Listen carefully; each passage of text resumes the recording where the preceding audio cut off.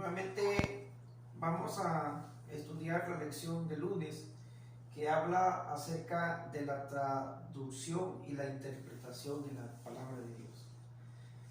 Es importante durante este trimestre porque nos ayuda a tener confiabilidad en la palabra, en la Biblia, que es la palabra de Dios. Pero yo les invito para que oremos y que Dios nos ayude para entender. Padre, esta mañana estudiaremos nuevamente tu palabra y queremos que a la luz de tu Espíritu Santo podamos entender con claridad, Señor, la interpretación de tu palabra y la traducción de aquellos hombres en nuestro tiempo escribieron la Biblia, Señor. Ayúdanos a entenderla de una manera como tú quieres, de una manera que honremos tu nombre. En Jesús te lo pedimos. Amén. Muy bien. Todos nosotros sabemos que la palabra de Dios, que la Biblia es la palabra y la base de la creencia. La Biblia es la palabra de Dios y la base de la creencia de todas las culturas, de todos los grupos cristianos.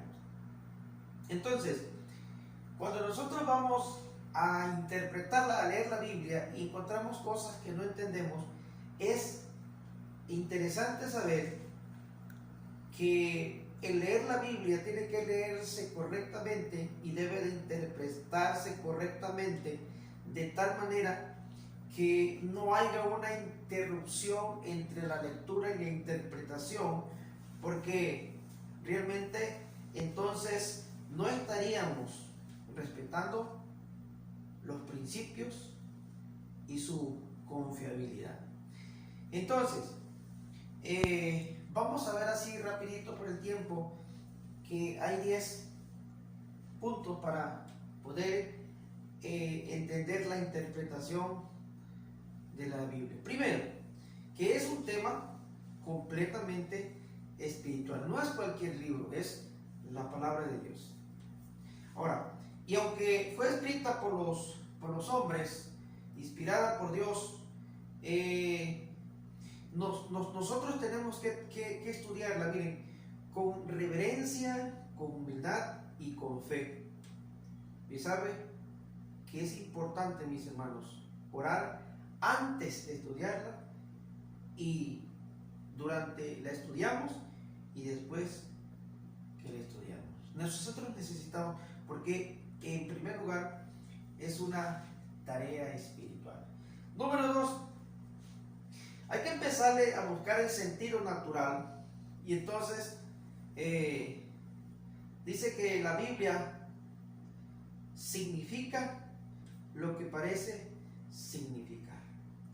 Ahora, no hay que buscar un significado distinto de lo que ya es el significado, a menos que exista algunas razones. Vamos a ver algunos ejemplos más adelantito.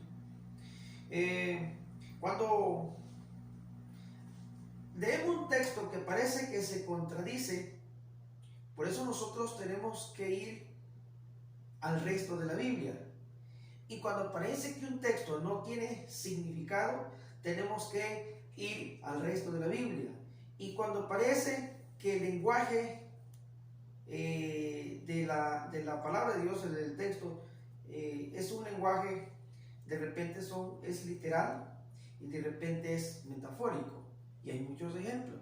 Los 144,000 son literales o son metafóricos. Tenemos que saberlo y tenemos que entenderlo. Y muchos textos más así de la Biblia, ¿verdad? Ahora, por eso hay que empezar buscando el sentido natural de cada pasaje y de cada texto. Miren ustedes, número 3.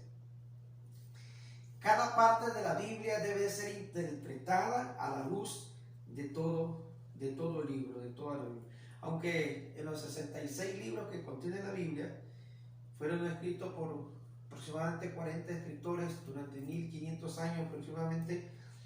Todo esto, aunque hayan sido los hombres que lo han escrito, mis amados, pero el autor es el autor divino, el autor de la Biblia es el autor divino. Así que por lo tanto, la Biblia, en la Biblia hay una coherencia entre ella misma, ¿verdad?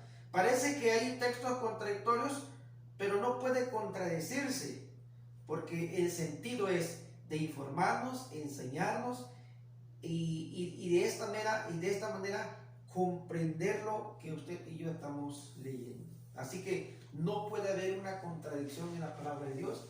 Por eso nosotros debemos de entender en la interpretación de la Biblia. Fíjense ustedes, número 4, hay que interpretar cada texto de la Biblia dentro de su contexto histórico. Cada libro de la Biblia fue un autor particular.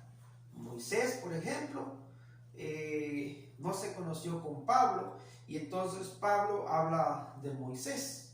¿Por qué? Porque realmente quienes escribieron esto fueron inspirados por un solo autor, el Espíritu Santo.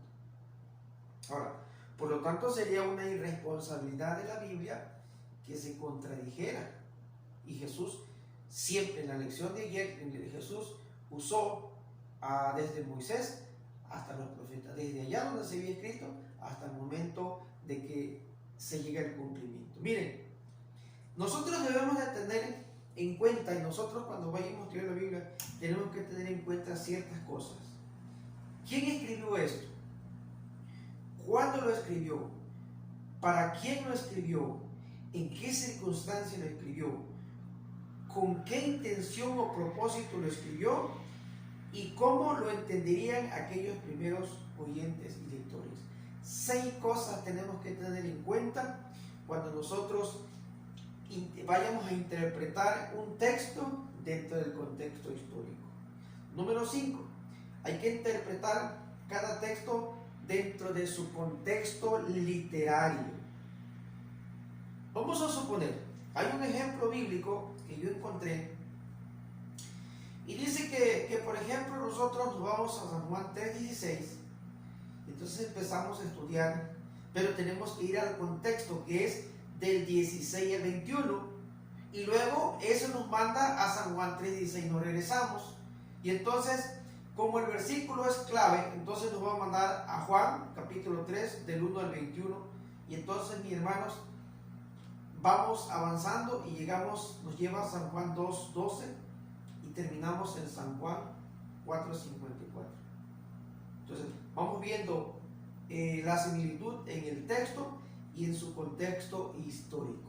¿De acuerdo? El tiempo se me va porque son 10 minutos. Y el número 6, hay que tener en cuenta el tipo de lenguaje. La Biblia, por ejemplo, tiene lenguaje narrativo, metafórico, poético, profético, apocalíptico, y hay tipos de figuras de lenguaje diferentes.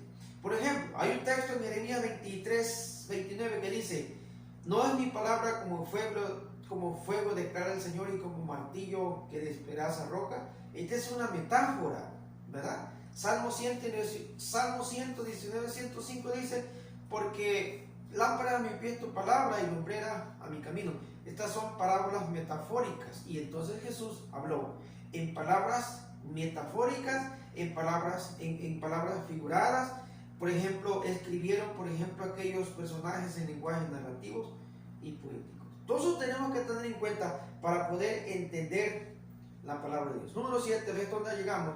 Hay que tener en cuenta la palabra de conexión, darle la importancia siempre a lo que tiene que ser y no pasar por alto, ¿verdad? En muchas palabras, porque encontramos en la Biblia, por ejemplo, palabras por qué, por ejemplo, la palabra por, la palabra tanto, entonces nosotros nos podemos confundir en la interpretación, en la del ladrón en la cruz. Jesús le dijo: por lo tanto te digo, hoy hay un punto, según la traducción, que estarás conmigo en el reino, ¿verdad? Entonces, mis hermanos, y hay que interpretar los textos los menos claros a la luz de otros más claros, porque nuestra mente está tan afectada por la conciencia de la caída del pecado. Mi hermano querido, La Biblia muchas veces se interpreta por la cultura, por la geografía, por etcétera. Los apóstoles en aquel tiempo, mis hermanos,